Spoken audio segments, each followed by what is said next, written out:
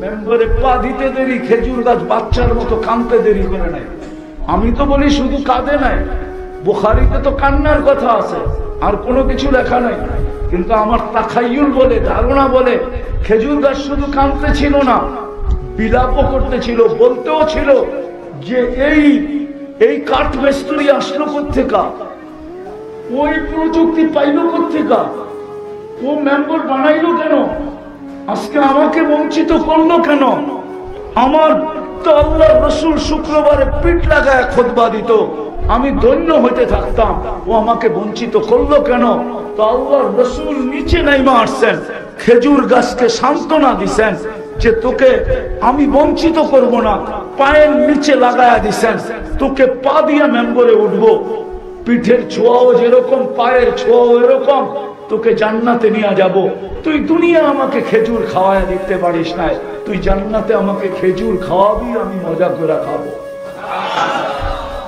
একটা গাছ যদি ছোঁয়ার থেকে বঞ্চিত হওয়ার কারণে, আবু তালেবকে তো নিজের হাতে কবরে নামাইছেন, চাচার বুকে রাত্রে কাটাইছেন, 6 বছর 6 মাস বয়সে চাচার অধীনে আসছেন, 6 বছর বয়সে মা মারা গেছেন।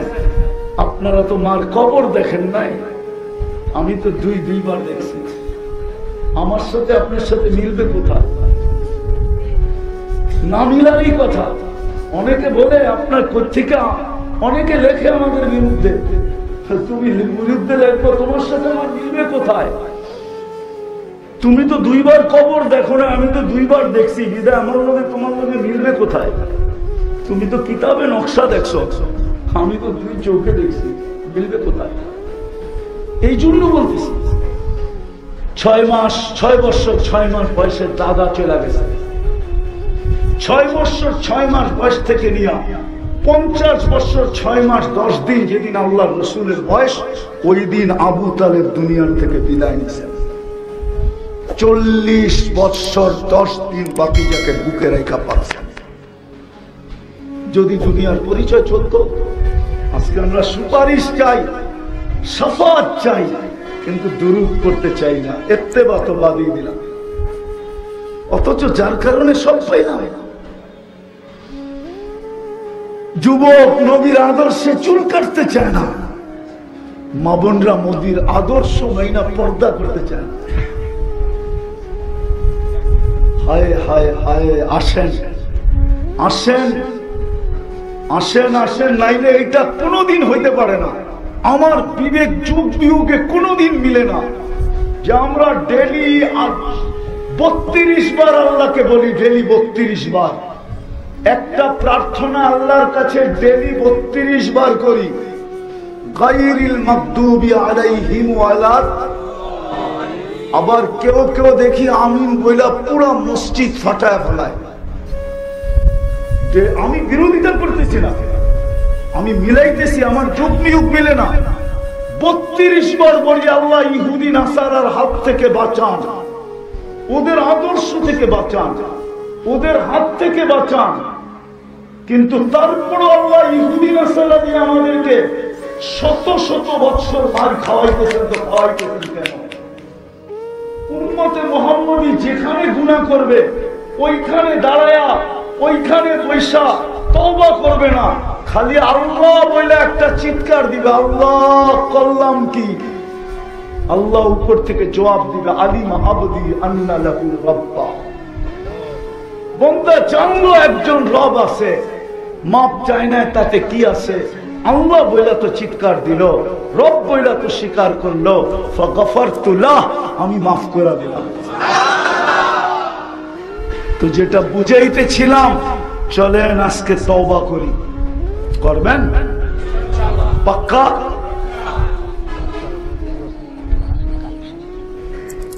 তওবা করবেন? কে কে করবেন দেখি? মাথার উপরে কিন্তু সামিয়ানা নাই, আল্লাহ কিন্তু বিলকুল প্রথম আকাশে, 3 ভাগের 1 ভাগ পার হয়ে গেছে। বিদায় হাত উঠানো অবস্থায় বলে দেন, আল্লাহ অতীত থেকে তওবা করলাম। মনের থেকে বলেন, মনের থেকে, ঠোঁটের থেকে না, মনের থেকে। আল্লাহ অতীত থেকে তওবা করলাম, আপনি আমাদের তওবা কবুল করেন। আমাদের গুনাহ মাফ করে দেন। আজকে এই তওবা উম্মতের পক্ষ থেকে কবুল করেন। নামান ওই কবর আমাকে প্রত্যেকবার কাঁদাইতো না। যদি দুনিয়ার পরিচয় চলতো, আবু তালেবের চেয়ে বড় পরিচয় কারো কাছে নেই। চিনেন আবু তালেবকে? ৪৪ বছর মুহাম্মদুর রাসূলুল্লাহকে বুকে রেখা পাচ্ছেন। যেই রসুলের হাতের ছোঁয়া পাইলে কোন দিন আগুন একটা সুতা জ্বালানোর ক্ষমতা রাখে না, শুধু হাতের ছোঁয়া পাইলে। আনাস ইবনে মালিক রাদিয়াল্লাহু তাআলা আনহুর দস্তরখান আল্লাহর রসুলের হাতের ছোঁয়া পাইছিলেন, জীবন বরণী আগুন দিয়া পরিষ্কার করতেন, কিন্তু একটা সুতা কোনদিন জ্বালায় দেখাইতে পারে না। ওই চাচাকে নিজের হাতে কবরে নামাইছেন, নিজের হাতে। যাক, যেটা বুঝাইতেছিলাম, ৩২ বার আমরা আল্লাহর কাছে প্রার্থনা করি, গায়রিল মাগদুবি আলাইহিম ওয়ালাদ-দাল্লিন। তারপর ওদের হাতে আমরা মার খাই তো খাই কেন? আমাদের দোয়া কি কবুল হয় না? এত জোরে আমিন বলি, তারপরও হয় না কেন? হবে তো হবে কি করে? আল্লাহ তো এটাই বুঝায়, সব ভোগ করে আমার, সারাদিনে আমাকে 10 বার নাম ধরে রাখে। আমার জান্নাত চায়, কিন্তু আমি ডাকলে চাবি নিতে আসে না। আমার বন্ধুর সুপারিশ চায়, কিন্তু সারা দিনে একবার দুরূদ পড়ে না। শুক্রবারে 100 বার দুরূদ পড়ে না। আমি বন্ধুর কারণে সব এদেরকে দিয়া দিছি। আমি তো বলি ওলামা একমত হবে না, এই উম্মত দুনিয়াতে আসার উম্মত ছিল না। সমস্ত কিছু দেখলে মনে হয় আমরা দুনিয়ায় আসার ছিলাম না। 60 বছর বয়স, 2 বারে আবার মাফ করে দিয়েছেন, কনসিডার করছেন, ছাড় দিছেন। প্রথম 15 বছর মা বালেগ হওয়া পর্যন্ত 24 ঘন্টায় যতক্ষণ ঘুমাই মাফ। কি হুজুররা কি ফতোয়া দিতে পারবে? সৌদি আরবের যুবরাজ যে 27 বছর ঘুমাইতেছে, ওর বিরুদ্ধে কলম চলে না পক্ষে চলে? বলো, আরে বলেন না। 27 বছর ঘুমাইতেছে, এখনো ঘুমাইতেছে। 9-8 কলম ওর বিরুদ্ধে চলে না পক্ষে চলে? হ্যাঁ, বিরুদ্ধে। উনিকার বিরুদ্ধে। রুফিয়াল কলম নাইম হাত্তা ইস্তাইকিদ। ও যদি 1000 বছরও ঘুমায়, তারপর হাদিস বলে কলম উঠানো ওর বিরুদ্ধে যাবে না, পক্ষে যাবে, পক্ষে। 1000 বছর যদি ঘুমায়, তাইলে তো আসহাবে কাফের বিরুদ্ধেও কলম গেছে। 309 বছর ঘুমাইছেন। এই জন্য তো আল্লাহ রাসূল বলেছে রুফিয়াল কলম নাইম হাত্তা ইস্তাইকিদ। ঘুমন্ত ব্যক্তি যতক্ষণ পর্যন্ত সজাগ না হবে, কলম ওর বিরুদ্ধে যাবে না। যতক্ষণ আমরা ঘুমাই, কলম আমাদের বিরুদ্ধে যায় না, আমাদের পক্ষে যায়। নাইলে আপনি কোত্থেকে বললেন? এই ফজিলত কি করে শুনান? এশা কইরা ফজর বাজান আর সারা রাত ইবাদত, ঘুমাইল, ইবাদত পেল কোথেকে? গেল কলমের পক্ষে গেছে, বিরুদ্ধে। ঘুমের ভিতরে বহুত কিছু করে ফেলে, ঠিক না? না করে না? কি আমরাও তো করি, ঠিক না? বাঙ্গা করে দিব, লাউড স্পিকার বাইরে আছে। হ্যাঁ, কি নাইট প্রেশার হয় না ঘুমের ভিতরে? হ্যাঁ, কি কোনটা দেখা হয়? অনেক কিছু দেখেই তো হয়, ঠিক না? লেখলে তো অডিও লিখতে হইব, ঠিক না? এখন বাঙ্গা করে দিব, কিন্তু আগে না। আর বললাম না, আর বললাম না। তো যেটা বুঝাইতেছিলাম, আজকে আমাদের দোয়া কবুল হয় না কেন? আল্লাহ বলে কি করে হবে? এটাই আল্লাহ বুঝাইতে চাইতেছে। বিদায় আসেন, হই হুল্লা বাদ দেন, কাজে আসেন। আসেন আজকে আল্লাহর কাছে তওবা করুন। আমি তো বলি, এই জাতি যদি কিচ্ছু না করতো, এই উম্মত যদি কিচ্ছু না করতো, আদম আলাইহিস সালামের হাদিস দিয়ে এটা প্রমাণ হয়। বলছে ফুদ্দিলা উম্মতে মুহাম্মদ আলাইয়া বিআরবাইন। 4 জিনিস দ্বারা উম্মতে মুহাম্মদীকে আমার উপরে আল্লাহ ফজিলত দিয়েছেন। বলছে সেটা হলো কি? আমি ভুল করছি কবে? আমার তওবা কবুল হয়েছে কবে? উম্মতে মুহাম্মদী যেখানে গুনাহ করবে, ওইখানে দাঁড়ায়া, ওইখানে বৈশা তওবা করবে না, খালি আল্লাহ বলে একটা চিৎকার দিবে, আল্লাহ করলাম কি? আল্লাহ উপর থেকে জবাব দিবে, আলিমা আবদি আন্না লাহু রাব্বা। বান্দা জানলো একজন রব আছে, মাপ চায় না, তাতে কি আছে? আল্লাহ বইলা তো চিৎকার দিল, রব বইলা তো স্বীকার করলো, ফাগফারতু লাহ, আমি মাফ করে দিলাম। তো যেটা বুঝাইতেছিলাম, চলেন আজকে তওবা করি। করবেন পাক্কা?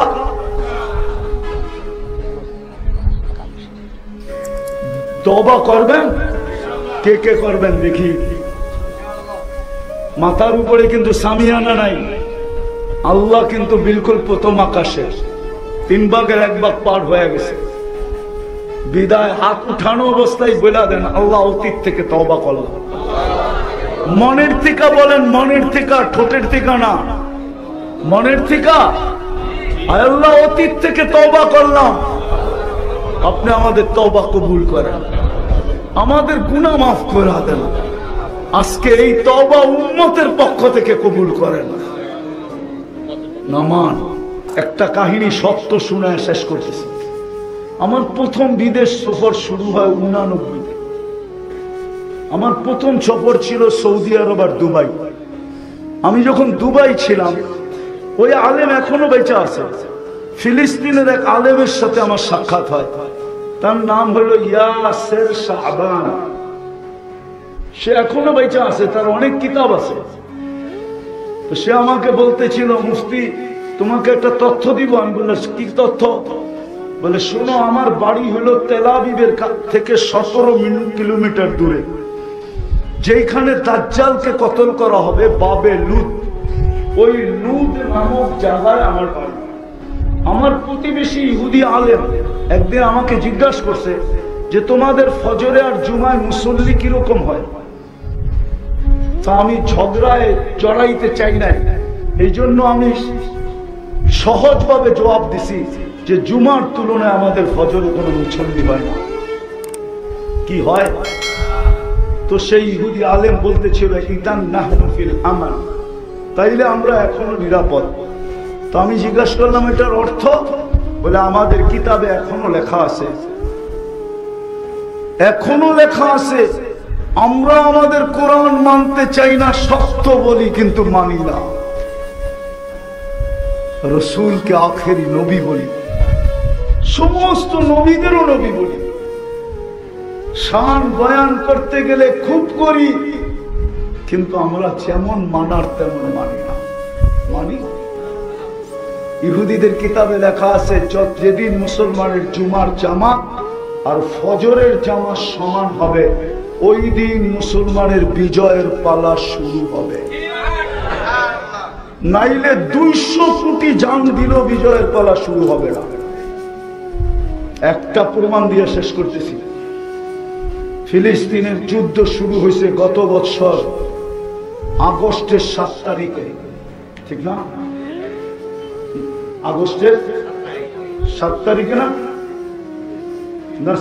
অক্টোবরের 7 তারিখে, অক্টোবরের 7 তারিখে।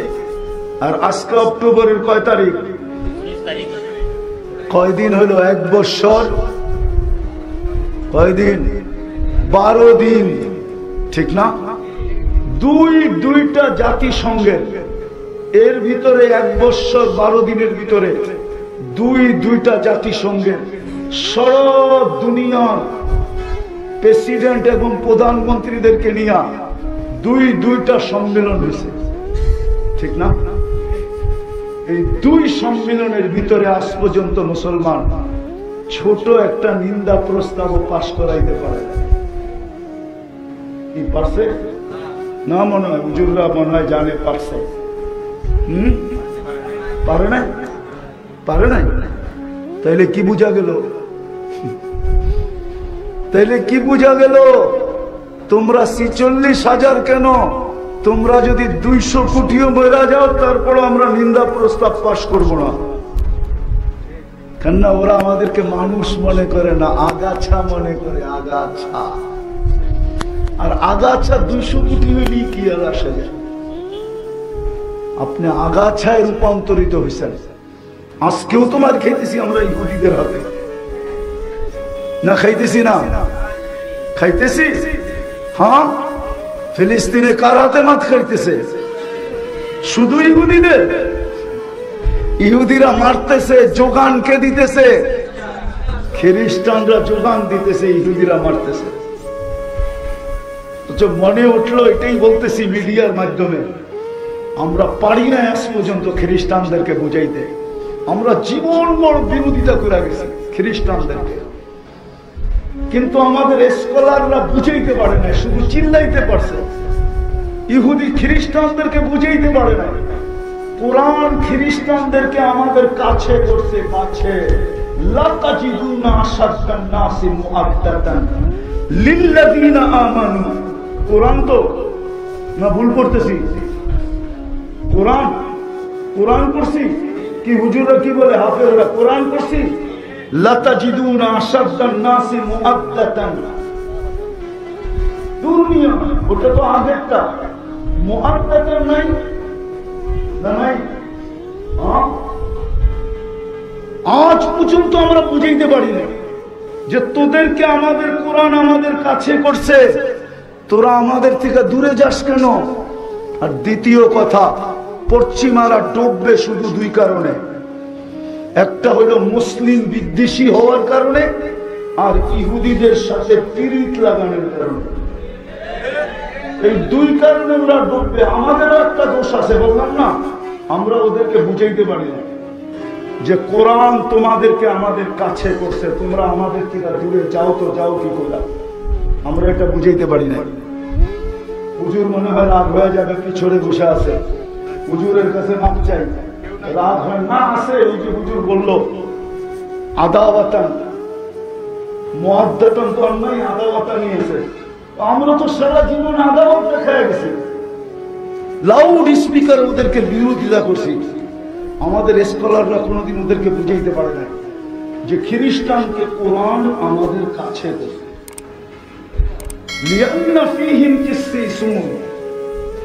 আপনি দুনিয়া ঘোরেন না?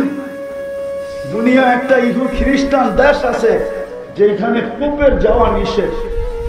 পোপ ওইখানে আজ পর্যন্ত যায় না, জীবনে কোনোদিন যেতে পারবে না। সেটা হলো গিরিশ। গিরিশে পোপের এন্ট্রি নিষেধ। কেননা গিরিশের পাদ্রীরা সব দাড়ি রাখে, এত বড় বাবরি রাখে, সাদা জুব্বা পরে, মাথায় পাগড়ি পরে। ওরা মুসলমানদের খুব কাছে। আমি সফর করে বলতেছি, কোনো কিতাব পড়া না। কেন? ওদের ভিতরে কি সিসিন আছে, বড় সমজদার আছে, আমরা বুঝাইতে পারি না।